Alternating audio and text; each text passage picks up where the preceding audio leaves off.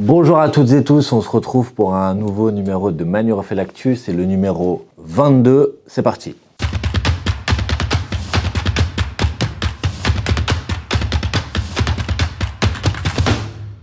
Alors on est en direct ici de l'Assemblée nationale, on est en plein dans ce qu'on appelle le débat budgétaire, c'est-à-dire qu'à partir du mois de septembre jusqu'au mois de décembre, ici à l'Assemblée nationale, on discute de deux documents qui sont des documents très importants, de deux textes, de deux lois qui sont des lois très importantes. La première, c'est ce qu'on appelle le PLF, projet de loi de finances, c'est le budget de l'État. C'est là qu'on définit quelles vont être les recettes de l'État, par exemple le niveau des impôts, mais aussi s'il y a des niches fiscales, s'il y a des possibilités de déduire son impôt parce qu'on investit dans tel ou tel sujet, ou parce qu'on va faire des dons, par exemple, à telle ou telle association ou formation politique. Et puis, évidemment, quand on a défini le niveau des recettes, on définit aussi le niveau des dépenses. Et les dépenses, c'est notamment, par exemple, les budgets des différents ministères.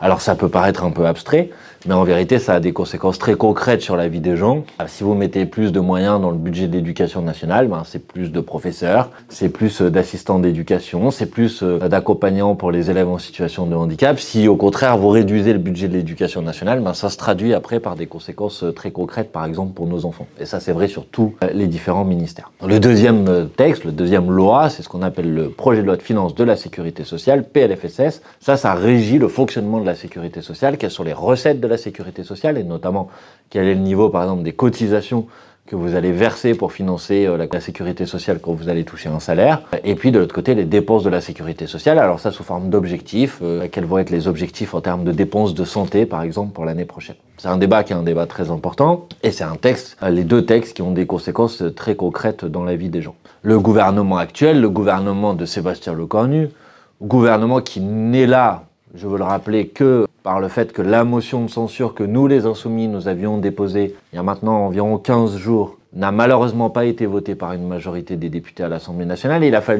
a manqué 18 voix pour que le gouvernement Lecornu soit renversé. Et le gouvernement Lecornu n'a pas été renversé, notamment parce que le Parti socialiste a décidé de ne pas voter cette motion de censure. Et ça permet aujourd'hui à M. Lecornu d'ouvrir le débat sur le budget à l'Assemblée nationale par des budgets proposés par le gouvernement, parce que quand une loi comme un PLF, un projet de loi de finances ou un budget de la sécurité sociale sont examinés à l'Assemblée nationale, ils le sont sur la base de la proposition que le gouvernement a fait, et la proposition du gouvernement pour le budget ou pour le budget de la sécurité sociale, elle est tout simplement catastrophique. Dans le budget de l'État, par exemple, vous avez cette volonté affichée, que vous avez sans doute entendu dans les médias, de faire des économies parce que le déficit de la France est trop important. Et donc, M. Lecornu, les économies qu'il veut faire, il veut les faire reposer sur les Françaises et les Français. Et ce qu'il ne dit pas, c'est que si le déficit de la France est trop important, c'est parce que depuis qu'Emmanuel Macron est arrivé au pouvoir, en 2017, il y a eu une politique qui a été une politique de cadeaux fiscaux qui ont été faits aux très riches, aux ultra riches, qui ont vu leur impôt baisser, par exemple par la suppression de l'impôt de solidarité sur la fortune, ou de cadeaux qui ont été faits aux très grandes entreprises, aux multinationales, qui ont bénéficié d'une baisse de ce qu'ils appellent les impôts de production, qui s'est traduit par le fait que, par exemple, l'année dernière, la France a atteint un record historique de dividendes, du montant des dividendes versés par les entreprises du CAC 40. Donc, s'il y a un déficit important aujourd'hui, c'est le résultat de la politique d'Emmanuel Macron. Et M. Lecornu vient nous voir aujourd'hui et nous dit, si ce déficit est important, c'est à vous maintenant, les Françaises et les Français, d'en payer la facture. Et ça a des conséquences très concrètes. Par exemple, dans le budget initial de Lecornu, il y a ce qu'on appelle le gel du barème de l'impôt sur le revenu, c'est-à-dire que comme les revenus augmentent, même si c'est pas beaucoup, légèrement sur la base de l'inflation, c'est-à-dire la hausse des prix chaque année, des gens qui ne payaient pas d'impôt vont peut-être franchir l'année prochaine le plafond de la première tranche de l'impôt sur le revenu, et donc vont se mettre à payer des impôts. Ça concerne 200 à 300 000 personnes en France. Ceux qui payaient des impôts, mais qui par exemple n'atteignaient pas la deuxième ou la troisième tranche du barème de l'impôt sur le revenu, vont peut-être passer une tranche, parce que le barème va rester stable alors que les revenus vont très légèrement augmenter.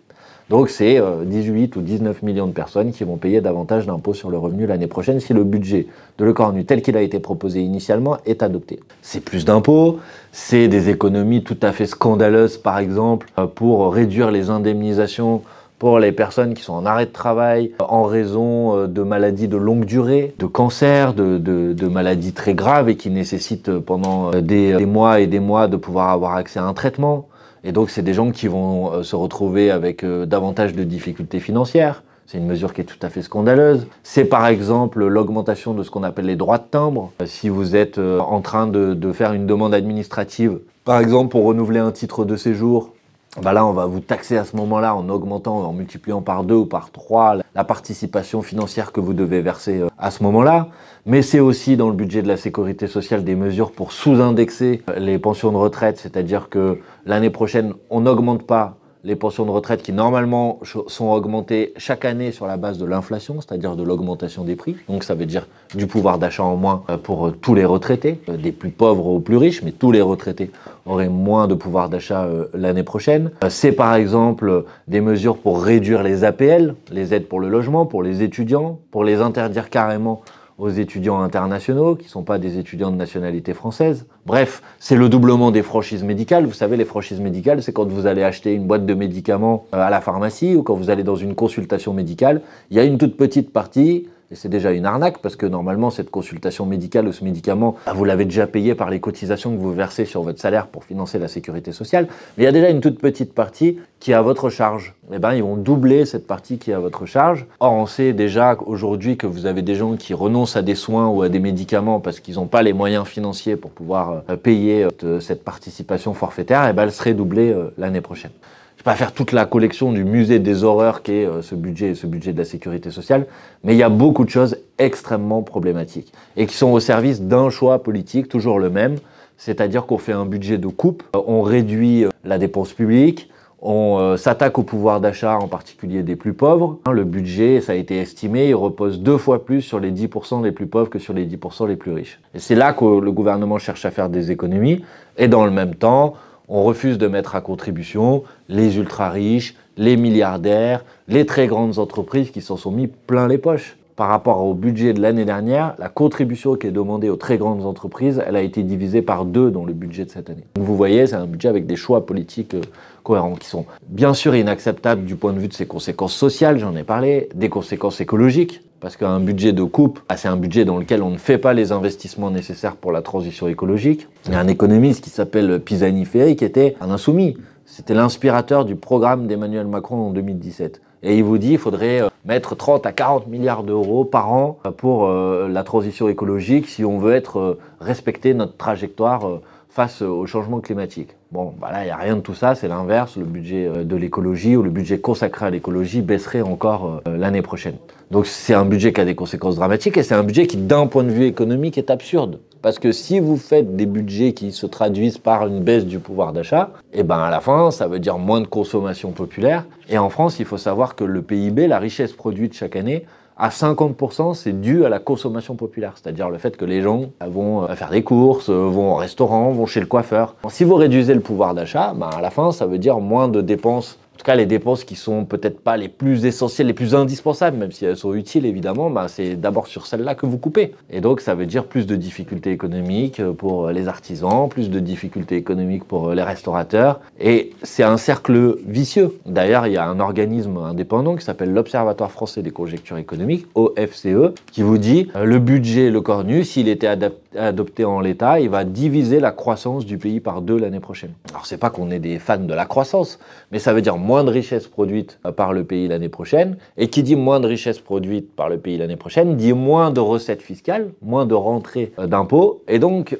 aggrave encore le problème du déficit. C'est le cercle vicieux de l'austérité budgétaire. C'est-à-dire vous réduisez, donc à la fin vous avez moins de recettes, moins d'activité économique, donc vous avez moins de recettes fiscales, donc à la fin vous avez plus de déficit, donc vous continuez à réduire et vous vous arrêtez jamais. Et nous ce qu'on dit les insoumis, c'est que d'abord évidemment ce budget il est injuste, mais surtout qu'il faut changer radicalement de logique économique. Et qu'il faut au contraire avoir un budget qui a un budget d'investissement public, d'investissement dans la transition écologique, d'investissement dans le développement des secteurs de demain, le numérique, l'économie de la mer par exemple, pour prendre ces exemples-là. Parce que si vous avez un budget d'investissement, par exemple, dans la transition écologique, si vous mettez davantage de moyens pour la rénovation thermique des logements, pour prendre cet exemple, eh ben, ça veut dire que tout le monde est gagnant. Si vous êtes dans une passoire thermique, bah, vous allez faire des économies d'énergie. Du point de vue de l'écologie, bah, c'est quand même une bonne chose d'avoir des logements qui gaspillent moins d'énergie. Et puis pour le secteur du bâtiment, bah, c'est de l'activité économique. Donc ça, c'est des mesures qui permettent au contraire à l'opposé du cercle vicieux dont j'ai parlé, déclencher un cercle vertueux. Et donc il faut rompre avec la logique économique de l'austérité budgétaire, des coupes budgétaires, la logique économique de ce qu'ils ont appelé la politique de l'offre, c'est-à-dire on va réduire les prélèvements qu'on demande, les taxes sur les entreprises, et par magie, ça va se traduire par le fait que les entreprises vont créer plus d'emplois, etc. Ça, c'est la politique de Macron depuis 2017 et ça nous a mis dans le mur. À l'inverse, il faut faire une politique de relance qui s'appuie sur le fait de satisfaire les besoins sociaux, les besoins écologiques. Voilà ce que nous proposons les Insoumis et c'est la raison pour laquelle on a proposé ce qu'on appelle un contre-budget dans lequel on augmente de manière très importante les recettes, parce que ça, c'est ce que Macron a beaucoup baissé depuis qu'il est arrivé au pouvoir. Et en même temps, on fait des dépenses qui sont utiles contre la pauvreté, pour la transition écologique, pour le développement de nos services publics. C'est le contre-budget de la France insoumise que vous pouvez retrouver. Et c'est cette logique-là qu'on défend dans ce débat budgétaire. Alors comment on fait? On dépose des amendements et on essaye d'abord de supprimer toutes les pires mesures du budget. Parfois, on y arrive. Par exemple, je vous ai parlé de l'indexation du barème de l'impôt sur le revenu qui allait se traduire, la non-indexation, pardon, qui allait se traduire par le fait que l'année prochaine, vous allez avoir des gens qui aujourd'hui ne payent pas d'impôt sur le revenu qui pourraient en payer demain. Ça, on a réussi à l'Assemblée nationale à faire voter un amendement pour supprimer cette mesure. Parfois, on dépose aussi des amendements pour augmenter les recettes. Par exemple, cette semaine, on a réussi à faire adopter un amendement qui s'appelle l'impôt universel sur les entreprises et qui permet de lutter contre l'optimisation fiscale. Vous savez, cette pratique qui consiste à ce que des multinationales en France, en fait, vont avoir une pratique pour évader du profit dans des paradis fiscaux, parce que dans ces paradis fiscaux, ils ne paieront pas beaucoup d'impôts sur le bénéfice qu'ils auront réalisé, et ils maquillent le fait que le bénéfice qui en fait a été réalisé en France, ils font comme s'il a été réalisé dans un paradis fiscal. C'est une pratique, c'est un peu compliqué, qui s'appelle les prix de transfert, c'est-à-dire que vous allez avoir un siège social au Luxembourg, et vous allez payer, vous allez louer la marque. Et donc chaque année, vous allez produire de la richesse en France, mais cette richesse, vous allez l'évader au Luxembourg, et au Luxembourg, ils ne paieront pas d'impôts sur le bénéfice. Et comme vous aurez évadé la richesse, vous n'en paierez pas non plus en France. Ça, c'est une pratique qui est un manque à gagner pour les recettes de l'État chaque année, presque de 40 milliards d'euros par an. Et ça, c'est pas seulement moi qui le dis, c'est un organisme qui s'appelle le CEPI, qui est rattaché au Premier ministre. Bon, nous, on a proposé une mesure qui s'appelle l'impôt universel sur les entreprises, qui consiste à dire, on va calculer la richesse que vous avez vraiment produite en France et on va faire en sorte que c'est sur cette richesse produite en France que vous allez payer de l'impôt sur les bénéfices. Cet impôt, on considère qu'on peut récupérer, sur ces 36 milliards qui partent, entre 20 et 25 milliards d'euros. Voilà ce qu'on peut récupérer. Donc c'est conséquent, c'est très important. Le Cornu qui veut faire 40 milliards d'économies, avec une mesure comme celle-là, vous en faites déjà la moitié. Vous faites déjà la moitié du chemin. Donc ça, par exemple, on a réussi à le faire voter par une majorité des députés. Puis il y a aussi les débats, vous avez entendu, sur l'imposition des milliardaires, avec notamment la taxe Zuckman, dont on a beaucoup parlé dans les médias. Bon, après, il faut dire la vérité, cette bataille, elle sert pas à rien, elle permet de remporter des victoires idéologiques, des victoires culturelles, des victoires symboliques. Elle permet de montrer que sur certaines mesures, il peut y avoir une majorité de députés qui les votent. Mais contrairement à ce qu'ils disent à la télé, c'est pas vrai de dire que c'est les parlementaires qui auront le dernier mot sur le budget. La vérité, c'est que à la fin de l'examen par l'Assemblée nationale, le texte part au Sénat, que le Sénat peut rétablir le budget dans l'état initial tel qu'il a été proposé par le gouvernement, et que parfois, c'est pas parce qu'on a fait voter un amendement qui supprime une mesure à l'Assemblée en première lecture que quand ça revient après, parce qu'il faut que ça revienne après, la mesure n'y figure plus. Parfois, le Sénat l'a réintroduite et le gouvernement essaye de nous l'imposer dans un deuxième temps.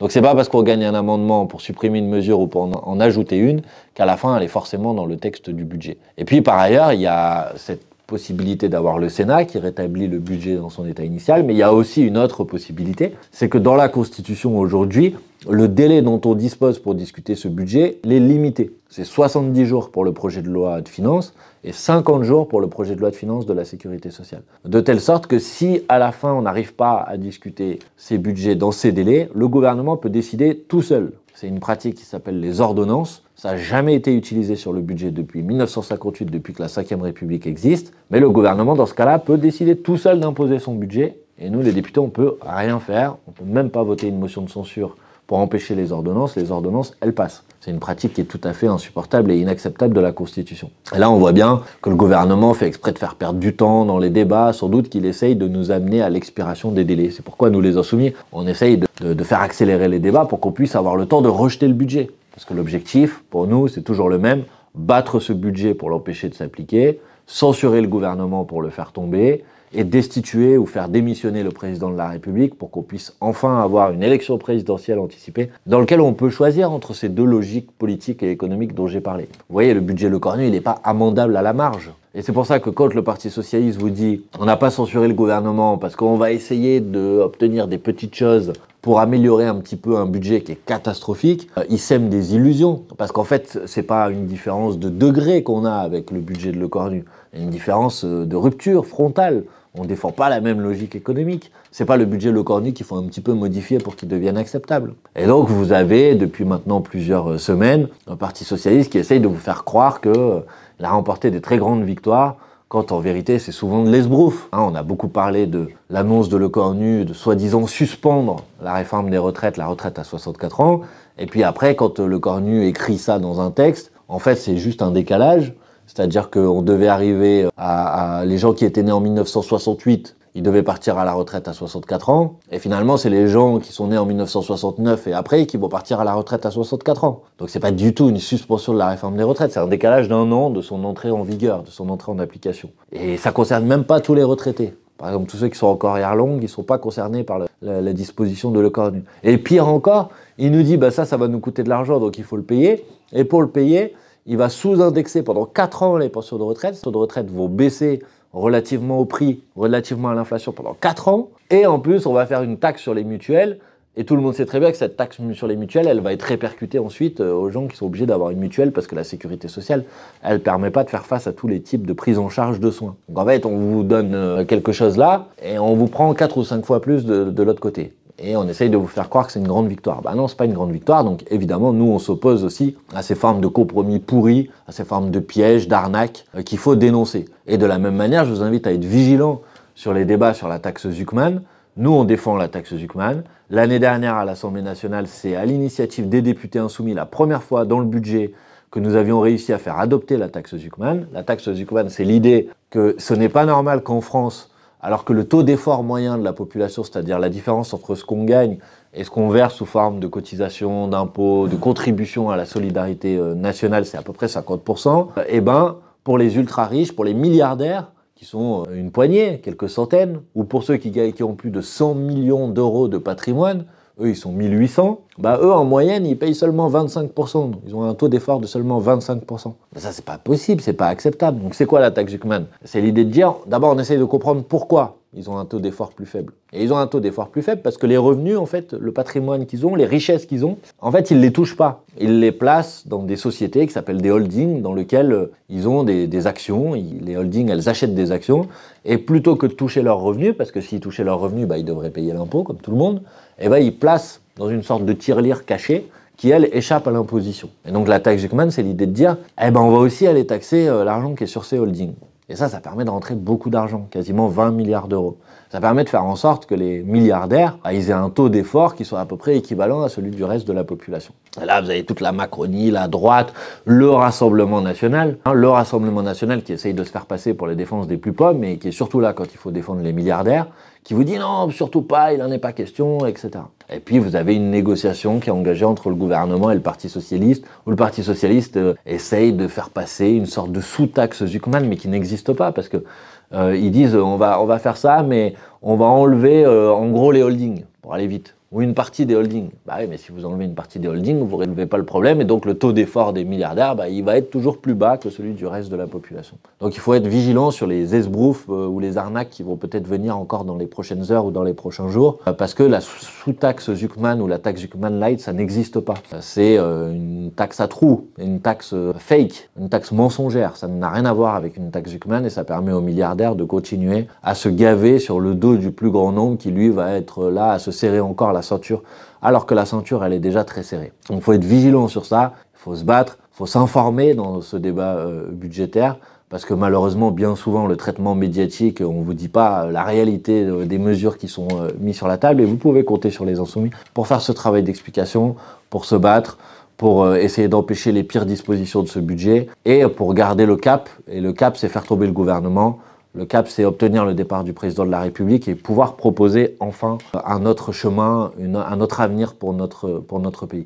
pas le voir continuer à s'abîmer comme ça, d'un point de vue économique, d'un point de vue social, le voir pas du tout à la hauteur de l'urgence climatique, le voir complètement déconsidéré sur la scène internationale avec la honte de l'incapacité de la France à faire quoi que ce soit pour mettre un terme au génocide à Gaza. On en a assez en fait de cette situation, de voir le racisme, la xénophobie fleurir ou courir à longueur d'antenne sans qu'à un moment il y ait des gens qui leur disent stop et entretenus au plus haut niveau de l'État par des politiques qui sont de plus en plus insupportables.